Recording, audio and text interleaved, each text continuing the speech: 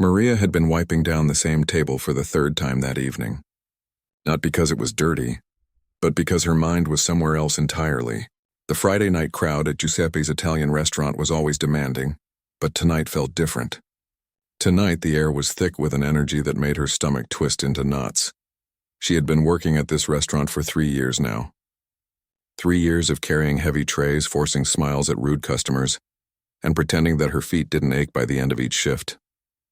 At 32, this wasn't where she had imagined herself. But life has a funny way of rewriting your plans when you least expect it. The dining room was buzzing with activity. Crystal chandeliers hung from the high ceiling, casting warm light over white tablecloths and polished silverware. In the corner, near the tall windows that overlooked the city streets, sat a beautiful grand piano. It was black and glossy, the kind of instrument that costs more than most people make in a year. Maria tried not to look at it too often. Looking at it hurt in a way that was hard to explain. Tonight wasn't a regular night at Giuseppe's. The entire restaurant had been reserved for a private event. Some big law firm was celebrating a major case victory, and the place was packed with lawyers in expensive suits and designer dresses. The kind of people who drove cars that cost more than her apartment was worth. Maria moved between tables with the same quiet efficiency she always had. Fill the water glasses. Clear the appetizer plates. Smile politely when someone snapped their fingers to get her attention. She had learned long ago not to take it personally. To these people, she was practically invisible. Just part of the furniture, like the chairs they sat on or the paintings on the walls. "Excuse me," a man called out, barely looking up from his phone. "This wine is room temperature. I specifically asked for it chilled." Maria nodded and took the bottle. She knew for a fact that it had come straight from the wine cooler, but there was no point in arguing. The customer was always right, even when they were completely wrong. In the kitchen, she found her coworker Danny leaning against the counter, taking a quick break. He was 24, working his way through college, and one of the few people at the restaurant who actually talked to her like a human being. "How's it going out there?" he asked, already knowing the answer from the look on her face. "Same as always," Maria replied, grabbing a fresh bottle of wine from the cooler. "Except tonight they seem even more full of themselves than usual," Danny laughed. "Yeah, I heard them earlier. One guy was bragging about his third vacation home. His third one. Can you imagine?" Maria couldn't imagine it. She was still trying to save enough money to fix the leak in her bathroom ceiling, but she just shrugged and headed back out to the dining room. The evening wore on and the guests grew louder. Wine flowed freely, and with each glass their voices got more boisterous. Maria overheard conversations about expensive watches, private jets, and exclusive golf clubs. They laughed at inside jokes and talked about people and places she'd never heard of. At one table, a group of younger lawyers were particularly rowdy. They kept sending their food back, claiming it wasn't cooked right, even though Maria suspected they just enjoyed having the power to make someone redo their work. When she brought out the third attempt at a steak, one of them looked at her properly for the first time all evening. "You know," he said to his friends, loud enough for her to hear, "I don't know how people do jobs like this. I mean, no offense, but I would rather do anything else." His companions laughed. Maria felt her face grow hot, but she kept her expression neutral. She had heard worse over the years. Much worse. She simply nodded and walked away. Back in the kitchen, the restaurant manager, Mr. Giuseppe, was having a crisis. He was a short, round man with a thick Italian accent and a tendency to sweat when he got stressed. Right now, he was practically dripping. No, he was saying into his phone. "You promised you would be here. The entertainment is part of the contract." Maria grabbed a tray of desserts and tried not to eavesdrop, but it was impossible. Apparently, the pianist who was supposed to perform tonight had canceled at the last minute. Some family emergency. Mr. Giuseppe was frantically calling every musician he knew, but it was Friday night and everyone was already booked. "This is a disaster," he muttered after hanging up. "These people are going to ruin my reputation. They'll tell everyone that Giuseppe's can't even provide basic entertainment." Maria felt bad for him. Despite his occasional grumpiness, Mr. Giuseppe was a decent boss. He never yelled at the staff, and he actually paid them fairly, which was rare in the restaurant business. She delivered the desserts to table 7, where an older woman was holding court, telling some long story about a case she had won years ago. The others at the table were pretending to listen, but Maria could see their eyes glazing over. As she walked back toward the kitchen, she passed by the piano. Without thinking, she let her fingers brush lightly across the closed lid. The wood was smooth and cool. She wondered when it had last been played. Probably last weekend when they had a professional pianist come in for the Sunday brunch crowd. "You play?" Maria jumped. She hadn't noticed Danny standing beside her. "What? No, I mean I used to. A long time ago," she said quickly, pulling her hand away from the piano as if it had burned her. Danny looked at her curiously. "Really? I didn't know that," Maria shrugged. She didn't like talking about it. About the years she had spent at the conservatory, practicing 8 hours a day, dreaming of concert halls and recordings, about how good she had been, how her teachers had said she had real potential, about how all of that had ended the day her father died, leaving behind hospital bills that could sink a ship. Someone had to take care of her mother. Someone had to pay the debts. Her younger brother was still in high school, so Maria had dropped out, gotten a job, and put her dreams in a box that she rarely opened anymore. "It was nothing," she finally said.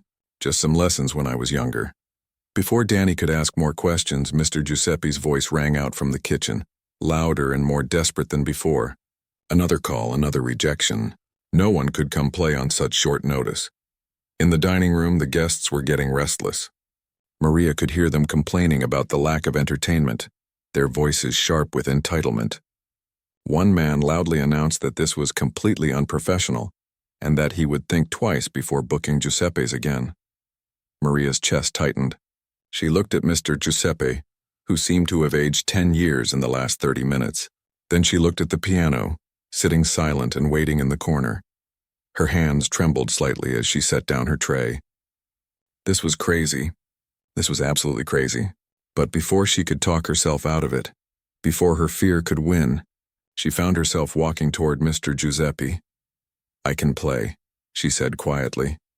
He looked at her like she had just spoken in a foreign language. "What?"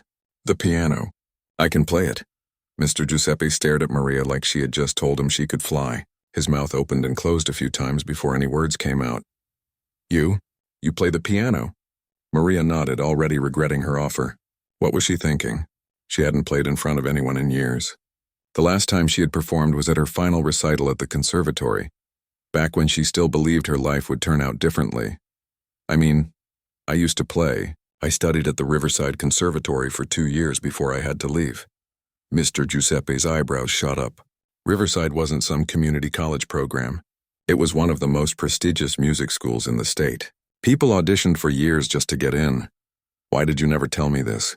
he asked, his stress momentarily replaced by genuine surprise. Maria shifted uncomfortably.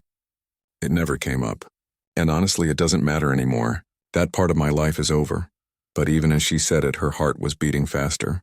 The thought of sitting at that piano, of feeling the keys under her fingers again, sent a thrill through her that she hadn't felt in a very long time. Mr. Giuseppe looked through the kitchen door at the increasingly impatient crowd. Then he looked back at Maria. She could see him doing the math in his head, weighing his options. A server who claimed she could play piano versus angry clients who might never come back. "Okay," he said finally. "Okay, yes, please, anything is better than nothing at this point." Maria felt her stomach drop. Now that he had agreed, the reality of what she was about to do hit her like a truck. She looked down at her uniform, a simple black dress with a white apron. Her hair was pulled back in a practical ponytail. She had been on her feet for hours, and she probably smelled like garlic bread. "Maybe I should change first, or—" "No time," Mr. Giuseppe interrupted. "They're already complaining. Just go. Please." Danny, who had been watching this entire exchange, gave her an encouraging smile. "You've got this, Maria. I believe in you." But Maria wasn't so sure. Her hands were already starting to sweat. What if she messed up? What if she forgot everything she had learned? It had been almost 10 years since she had played seriously. Sure, she still practiced sometimes on the old keyboard in her apartment, but that was different. That was just for herself in private, where no one could judge her. This was in front of dozens of people, rich, successful people who probably went to the symphony regularly and knew what good piano playing actually sounded like. She walked slowly toward the dining room, her legs feeling like they were made of lead. Through the doorway, she could see the guests. They were getting louder, more restless. Someone was tapping a knife against their wine glass, an impatient rhythm that echoed through the room. Maria paused just outside the doorway and closed her eyes. She thought about her father, about how he used to love listening to her practice. He would sit in his favorite chair with his eyes closed, a peaceful smile on his face. "You have a gift, Mia," he would say. Don't ever forget that, but she had forgotten. Or maybe she had just buried it so deep that it felt the same as forgetting. Taking a deep breath, Maria pushed through the door and walked toward the piano. The room was so noisy that at first nobody even noticed her. She was just another server moving through the space, background noise in their important evening. She reached the piano and stood beside it for a moment, her hand resting on the smooth lid. This was it, the point of no return. As she moved to sit on the bench, one of the younger lawyers noticed her. He nudged his friend and said something Maria couldn't quite hear, but she saw them both start to laugh. The laughter spread to others at their table. "Oh, this should be good," someone said, not even trying to keep their voice down. "The waitress is going to play for us." More people turned to look now, and Maria felt dozens of eyes on her. The conversations didn't stop, though. If anything, people seemed amused. She was entertainment before the entertainment, a joke to pass the time. A woman in a dark blue suit leaned over to her companion. "I wonder if she even knows how to read music." The companion laughed. "Maybe she'll play Happy Birthday. That's probably about her level." Maria's face burned. She wanted to stand up and walk away. She wanted to tell them all exactly what she thought of their rudeness and their assumptions. But instead, she sat down on the bench and adjusted her position. The piano was a Steinway, she realized. A beautiful instrument that probably cost more than she would make in 5 years. She lifted the lid carefully, revealing the keys. They were pristine, perfectly white and black, waiting. She flexed her fingers, trying to remember the warm-up exercises her teacher had drilled into her hundreds of times. But her mind was blank, frozen by stage fright and humiliation. Behind her, someone laughed again. Is she actually going to play, or is she just going to sit there? Danny had moved to the doorway of the kitchen, watching. He gave her a small nod of encouragement. Mr. Giuseppe was beside him, looking like he might have a heart attack from the stress. Maria placed her fingers on the keys. They felt cool and familiar, like greeting an old friend you hadn't seen in years. For a moment, the noise of the room faded away. It was just her and the piano, the way it used to be during those long practice sessions at the conservatory. She thought about what to play. She should probably choose something safe, something easy that she knew she could get through without mistakes. Maybe a simple Bach prelude, or one of the easier Mozart sonatas. But then she remembered why she had stopped playing in the first place. She had given up her dreams to take care of her family, to pay bills, to do what needed to be done. She had spent 10 years being invisible, being dismissed, being treated like she didn't matter. These people had been rude to her all night. They had snapped their fingers at her, sent food back for no reason, and now they were laughing at her. They thought she was nothing, just someone to serve them drinks and clear their plates. Something shifted inside Maria. A spark of the person she used to be, the confident young musician who had earned a scholarship to one of the best music schools in the country. That girl had been brave. That girl had believed in herself. Maybe it was time to let that girl speak again. Maria's hands hovered over the keys. Instead of something safe, she thought of the most challenging piece she had ever learned. Rachmaninoff's Piano Concerto No. 2. It was a piece that demanded everything from a pianist, both technically and emotionally. It was the kind of music that could make you cry if it was played right. She hadn't played it in years. It was probably crazy to even attempt it now, especially in front of an audience, especially when she was already terrified. But Maria was done playing it safe. She was done being invisible. She took one more deep breath, and then her fingers came down on the keys. The first notes rang out, powerful and clear, cutting through the chatter like a knife through butter. And in that moment, everything changed. The transformation happened in seconds. The opening notes of Rachmaninoff's concerto filled the room like a wave, powerful and unstoppable. Maria's fingers moved across the keys with a precision that surprised even her. It was as if her hands remembered everything her mind had tried to forget. The first person to stop talking was the man closest to the piano. He had been in the middle of telling a story about his new boat, gesturing wildly with his wine glass. But when the music reached him, his hand froze mid-air. His mouth stayed open, the rest of his sentence lost. Then the woman next to him stopped. Then the couple at the next table. Like dominoes falling, silence spread across the room. Forks were set down gently on plates. Wine glasses returned to the table. Conversations died mid-word. Within 30 seconds, the entire restaurant had gone completely quiet. Maria didn't notice at first. Her eyes were closed, her whole body focused on the music. The piece was coming back to her, not just the notes, but the feeling of it. The passion and pain that Rachmaninoff had poured into every measure. She had forgotten how good this felt, how alive it made her. Her fingers flew across the keys, moving through the complicated runs and powerful chords that made this piece so challenging. There was a part early on, a cascading sequence that had taken her months to master back at the conservatory. She had played it wrong so many times that her teacher had almost given up on her, but she played it perfectly now. Every single note landed exactly where it should. In the kitchen doorway, Danny stood with his mouth hanging open. He had known Maria could play, but this was something else entirely. This wasn't just someone who had taken piano lessons as a kid. This was a real musician, the kind you paid money to see in concert halls. Mr. Giuseppe had tears in his eyes. He had owned this restaurant for 20 years, and he had heard plenty of pianists play that instrument. But none of them had ever sounded like this.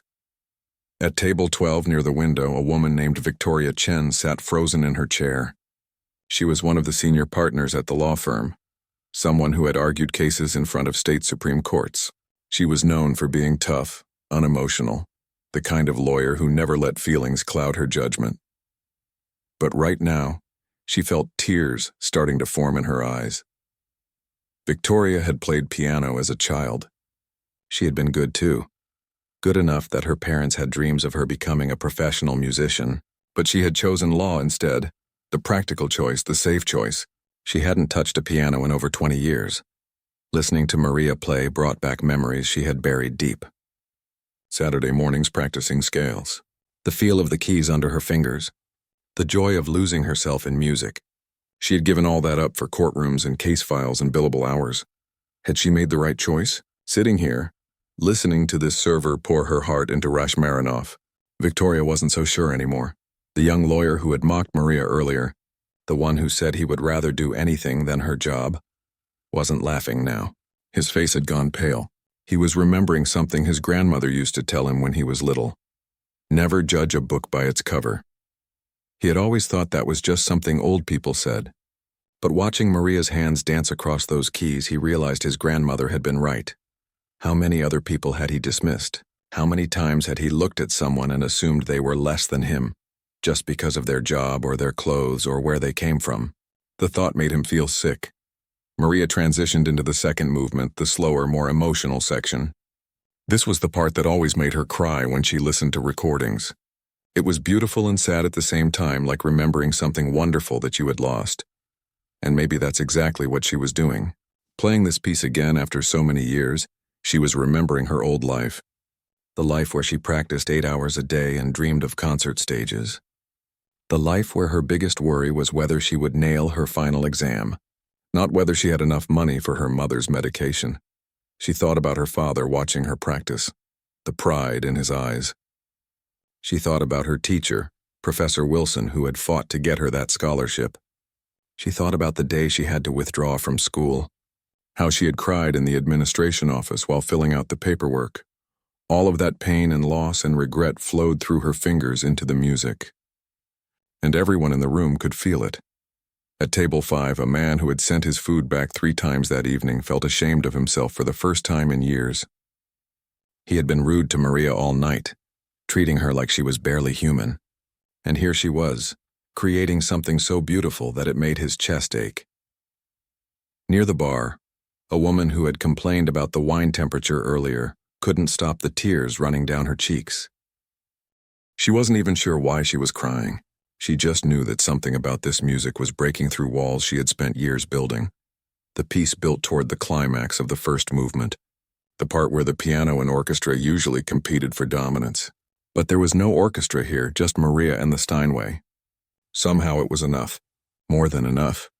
Her hands moved with increasing intensity, the notes coming faster and harder.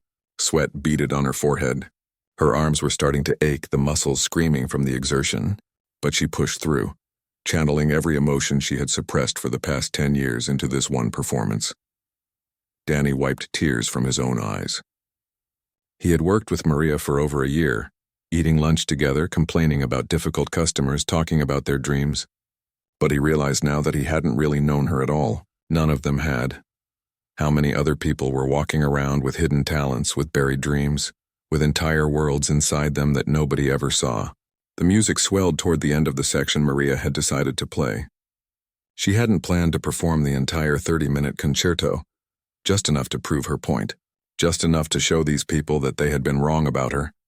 But somewhere along the way it had stopped being about them. It had become about her, about reclaiming a part of herself she thought was dead. The final chord rang out, powerful and defiant. Maria held it, letting it echo through the silent restaurant. Then slowly, carefully, she lifted her hands from the keys. For a moment, nothing happened. The room stayed frozen in absolute silence. Maria opened her eyes and looked down at her hands. They were shaking. Had she messed up? Had it been terrible? Maybe she had imagined that it sounded good. Maybe everyone was silent because they were too shocked by how bad it was to even respond. But then someone started clapping. It was Victoria, the senior partner, rising from her chair. Her applause was slow at first, deliberate, each clap distinct and clear. Then someone else joined her. Then another person, then another. Within seconds, the entire room was on their feet, applauding like their lives depended on it. The sound was deafening, bouncing off the walls and ceiling. Some people were whistling. Others were wiping tears from their eyes while they clapped. Maria sat at the piano, stunned. She hadn't expected this. She hadn't expected any of this. The young lawyer who had mocked her was clapping the hardest of anyone, his face red with what might have been shame or awe or both. And in the back of the room, Mr. Giuseppe was crying openly now, not even bothering to hide it. His restaurant had just witnessed something special, something rare, something that none of them would ever forget. Maria stood up from the piano bench on shaky legs. The applause was still thundering through the room and she didn't know what to do with her hands. She had imagined performing for crowds hundreds of times during her conservatory days, but in her imagination, she had always been wearing an elegant concert dress, not a server's uniform with an apron that still had a sauce stain from earlier in the evening. She tried to smile, tried to bow slightly the way she had been taught, but her mind was spinning. What had just happened? Had that really just happened? Victoria Chen was moving through the crowd toward her, and other people were starting to follow. Maria's first instinct was to run back to the kitchen, to hide behind the safety of her server role, but her legs wouldn't move. That was extraordinary, Victoria said when she reached Maria. Her voice was thick with emotion. I mean, truly extraordinary. Who are you? Maria blinked. I'm Maria. I'm your server tonight. No. Victoria shook her head firmly. No, you're not. I mean, yes, you've been serving us tonight, but that's not who you are. Someone who plays like that, that's not a server. That's a musician. Other people were crowding around now, all wanting to talk to her at once. Questions came from every direction. Where did you study? Why are you working here? Have you recorded anything? Do you perform regularly? Maria felt overwhelmed. She opened her mouth but couldn't figure out which question to answer first. Thankfully, Mr. Giuseppe appeared at her elbow, gently guiding her away from the crowd. Please, please, he said to the guests. Give her some space. She needs a moment. He led Maria back toward the kitchen where Danny was practically bouncing with excitement. That was incredible. Maria, why didn't you tell me you could play like that? You're famous now. Did you see their faces? Maria leaned against the counter, trying to catch her breath. Her heart was still racing. I need some water, she managed to say. Danny rushed to get her a glass while Mr. Giuseppe patted her shoulder awkwardly. You are full of surprises, Maria Rodriguez. Full of surprises. But before Maria could drink her water, Victoria appeared in the kitchen doorway. Mr. Giuseppe started to tell her that staff areas were off limits to guests, but Victoria held up her hand. I'm sorry to intrude, but I need to speak with Maria. It's important. Maria set down her water glass. It's okay, she told Mr. Giuseppe quietly. Victoria came closer and Maria noticed that her eyes were still red from crying. This was a woman who probably never cried, especially not in public. "I need to know your story," Victoria said. "You mentioned you studied at Riverside Conservatory. That's one of the best music schools in the country. So why are you here, serving tables?" Maria felt the familiar tightness in her chest that always came when she talked about this. "My father got sick when I was in my second year. Cancer. The treatments were expensive, and even with insurance, the bills just kept piling up. Someone had to work to help my mom to keep our house. My brother was still in high school, so it had to be me." "And your father?" Victoria asked gently. "He died 3 years ago. But by then, I had been out of school too long. I had missed too much. And honestly, I couldn't afford to go back anyway. Between the medical debts and regular bills." Maria trailed off, shrugging. Victoria was quiet for a moment, processing this. Then she pulled out her phone. "What's your full name? And do you have any recordings of your playing?" Maria spelled out her name. "No recordings. I haven't performed since I left school. I practice sometimes at home on a keyboard, but that's it." "Someone must have recorded tonight on their phone," Victoria muttered, scrolling through something. Here it is. Robert already posted it to his social media. "This video has been up for 5 minutes and already has 200 views. Maria's eyes widened. "Someone posted a video of me? Tonight?" "Multiple people from the looks of it." Victoria showed her the phone. Sure enough, there was a video of Maria playing, shot from across the dining room. The comments were already flooding in. "Who is this woman? This made me cry. Why is she working as a server when she plays like this?" "I would pay serious money to hear a full concert." Maria felt dizzy. This was too much, too fast. An hour ago, she had been just another invisible server. Now strangers on the internet were watching her play and commenting on her life. "Maria," Victoria said, her voice taking on the firm tone she probably used in courtrooms, "I sit on the board of the Riverside Arts Foundation. We provide scholarships and grants to promising artists who need financial support. I want to help you finish your degree." Maria's heart skipped a beat. "What? I've heard hundreds of pianists in my life. My parents used to drag me to concerts every month when I was growing up. And I'm telling you, what you did out there, that was special. That was the kind of talent that shouldn't be serving tables. No offense to servers," she added quickly. I don't know what to say." Maria's mind was reeling. Finish her degree? Go back to Riverside? It seemed impossible. Like a dream she had given up on so long ago that she had forgotten it existed. "Say you'll think about it," Victoria urged. "I'll set up a meeting with the foundation board. We'll work something out. Scholarships, living expenses, whatever you need." Before Maria could respond, another person appeared in the kitchen doorway. It was the young lawyer who had made fun of her earlier. He looked embarrassed, his hands shoved deep in his pockets. "I'm sorry to interrupt," he said quietly. "But I wanted to apologize, Maria. What I said before about your job, that was really wrong. I was being a jerk, and I'm sorry." Maria studied his face. He seemed genuinely remorseful. "It's okay," she said finally. "You're not the first person to look down on servers, and you won't be the last." "Well, I'm going to try to do better," he said. "What you did tonight, it reminded me that everyone has a story. Everyone has something special about them, even if you can't see it at first glance." After he left, Danny let out a low whistle. "This is wild. This is absolutely wild." He wasn't wrong. Maria's phone, which she had left in her locker, was probably blowing up right now. The videos were spreading fast. By tomorrow morning, who knew how many people would have seen them?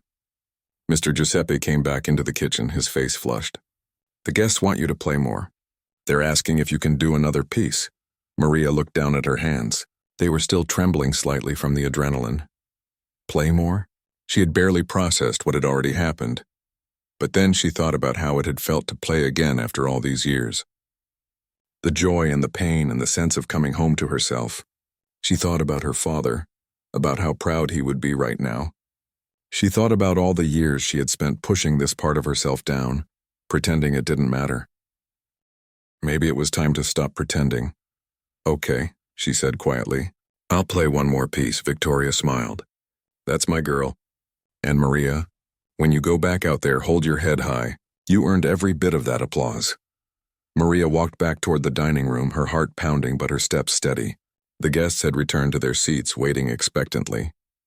As she approached the piano, they broke into applause again. She sat down at the bench, and this time when she placed her hands on the keys, she wasn't nervous. She was ready. "This next piece," she said, surprising herself by speaking out loud. I wrote this myself back when I was at Riverside. I've never performed it for anyone before." The room went completely silent again, everyone leaning forward to listen.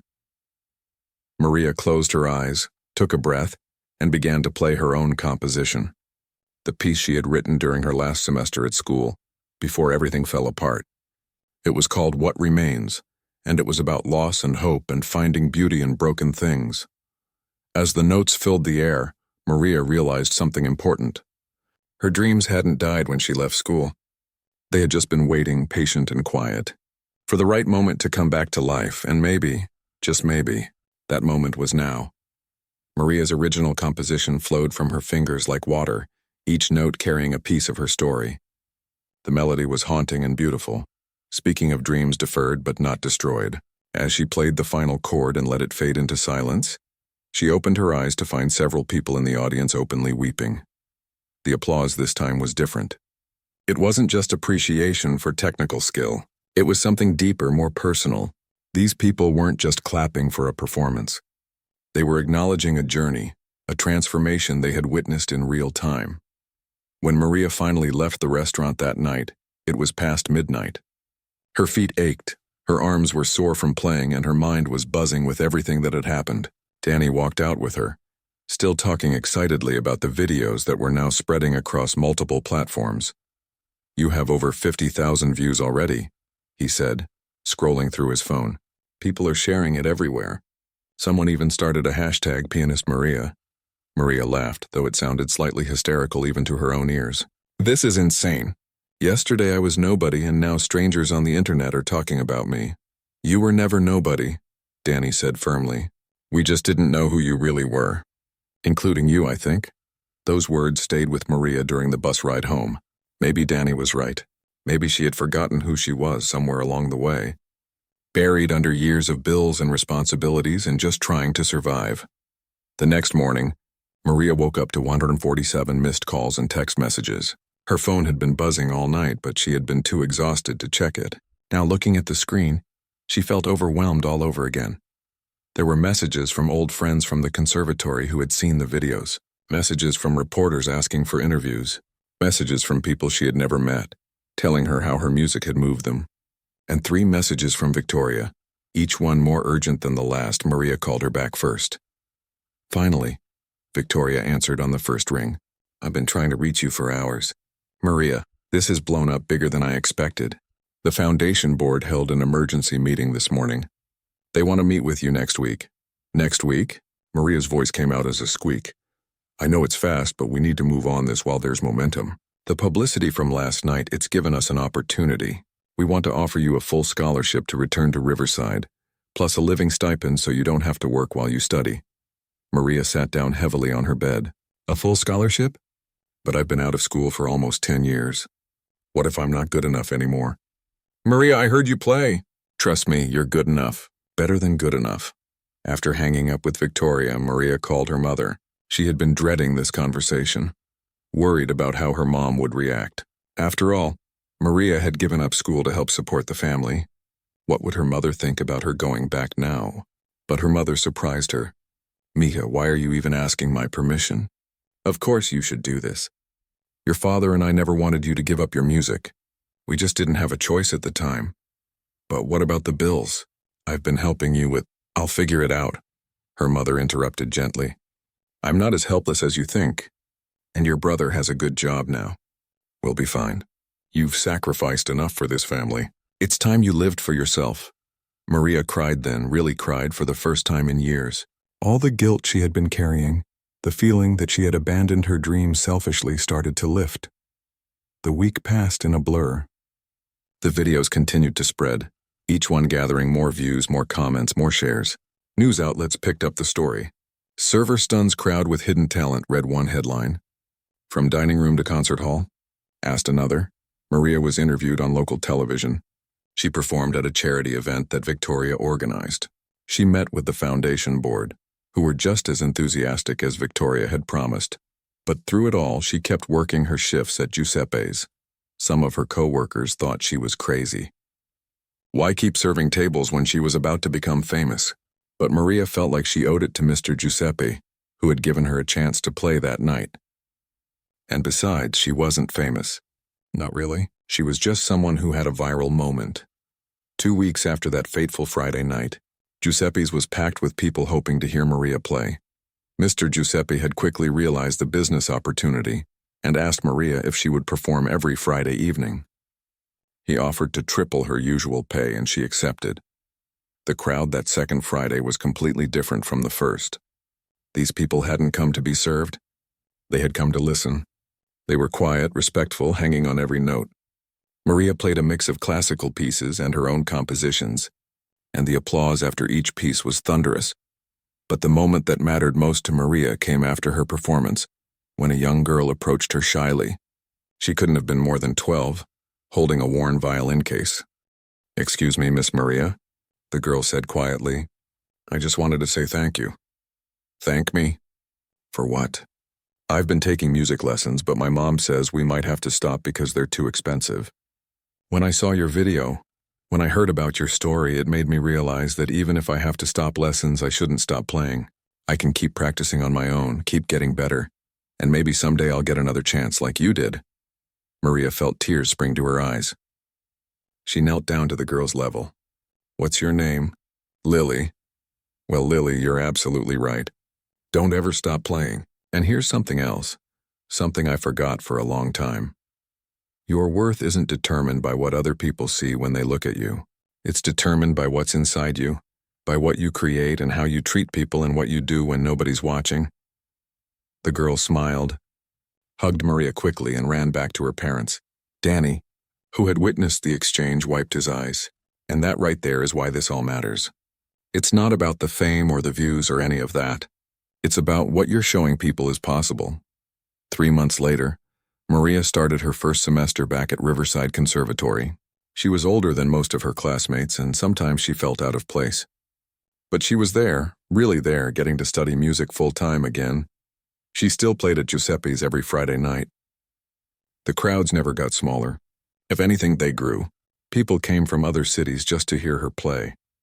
Mr. Giuseppe had to implement a reservation system. Victoria became not just Maria's sponsor, but her friend. They met for coffee every couple of weeks, and Victoria confessed that watching Maria play had inspired her to take up piano again. "I'm terrible," she laughed. 40 years old and playing like a beginner, but it makes me happy." The young lawyer who had apologized to Maria started volunteering at a community center, teaching underprivileged kids about career opportunities. He never forgot the lesson Maria had taught him about seeing people clearly. As for Maria, she learned something important that Friday night when she sat down at the piano in her server's uniform. She learned that the dreams you bury don't actually die. They wait, sometimes for years, sometimes for decades. They wait for the moment when you're brave enough to let them breathe again. 1 year after that night, Maria gave her first official concert at the city's main performance hall. The tickets sold out in hours.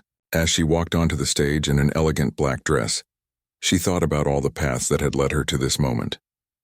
The sacrifices and the struggles, the years of serving tables and practicing on a cheap keyboard in a tiny apartment. And she thought about her father, who had always believed she had a gift. Before she began playing, Maria spoke to the audience. "A wise man once told me that having a gift means nothing if you're too afraid to share it. Tonight I share mine with you. Not because I'm special, but because every person in this room has something inside them worth sharing. Sometimes we just need a reminder to be brave." Then she placed her hands on the keys and began to play. The server, who was laughed at, had finally found her way home, and in doing so, she had reminded countless others that it's never too late to reclaim your dreams. Never too late to show the world who you really are. Sometimes the most beautiful music comes from the most unexpected places. Sometimes the people we overlook are the ones with the most to teach us, and sometimes all it takes is one moment of courage to change everything. Maria had found that courage, and in sharing her gift with the world, she had given others permission to find their own courage too. That, in the end, was the real magic of that Friday night at Giuseppe's. Not just one woman's transformation, but a reminder that we all carry something beautiful inside us, waiting for its moment to shine.